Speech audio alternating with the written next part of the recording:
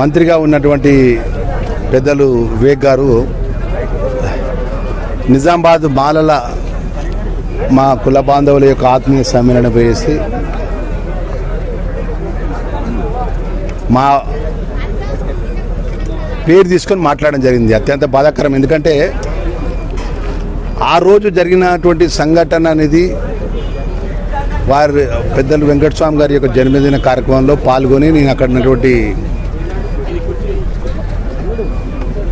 Jubilee hills by election పోతున్నా ప్రచారంలో minority వెల్ఫేర్కి సంబంధించిన దాన్ని పోతుంటే ఈరోజు మళ్ళొక మా పేరు తీసి మాట్లాడడం కావాల్సుకొని లక్ష్మణ్ కుమార్ అని నా పేరుతోని నేను తప్పు అబద్ధం మాట్లాడినానని వారి తండ్రి గారు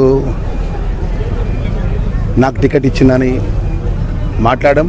సరే, ఏదైనా కూడా అఖిల భారత కాంగ్రెస్ పార్టీ నాయకత్వం మల్లికార్జున ఖార్గే గారు, రాహుల్ గాంధీ గారు, మన పిసిసి అధ్యక్షులు ముఖ్యమంత్రి గారి నేతృత్వం లోపల రేపు ఉప ఎన్నికలు ఉన్నాయి. రేపు స్థానిక ఎన్నికలు పార్టీ బలోపేతంగా, పార్టీ ముఖ్యం అందరికంటే, మనందరికంటే పార్టీ ముఖ్యం. మనం రాష్ట్ర ప్రభుత్వం నడిపే వాళ్ళం, క్యాబినెట్లో ఉన్నాం.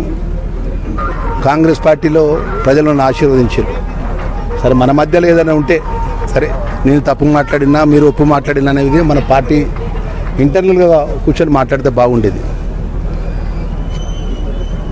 ఏదేమైనా కూడా డాక్టర్ వివేక్ గారి యొక్క విఘ్నతకు, ఆయన మర్యాదకు, ఆయన గౌరవానికి వదిలిపెడుతున్నా తప్ప నేను దీంట్లో ఏం మాట్లాడదలుచుకోలేదు. ఎందుకంటే నేను పార్టీ లైన్ కట్టుబడినట్టు ఒకటే పార్టీ నమ్ముకొని, ఒకటే జెండాను నమ్ముకొని ఈ స్థాయికి వచ్చినట్టు సామాన్య కార్యకర్తను రాష్ట్ర క్యాబినెట్లో ఉన్న పార్టీ ముఖ్యం కాబట్టి పార్టీ లైన్ దాటిపోయేది లేదు. వారి విఘ్నతకే, వారి మర్యాదకే, ఈ అంశాన్ని వారు నిజామాబాద్లో మాట్లాడిన అంశాన్ని వారి యొక్క మర్యాదకే, వారి విఘ్నతకే వదిలిపెడతాను.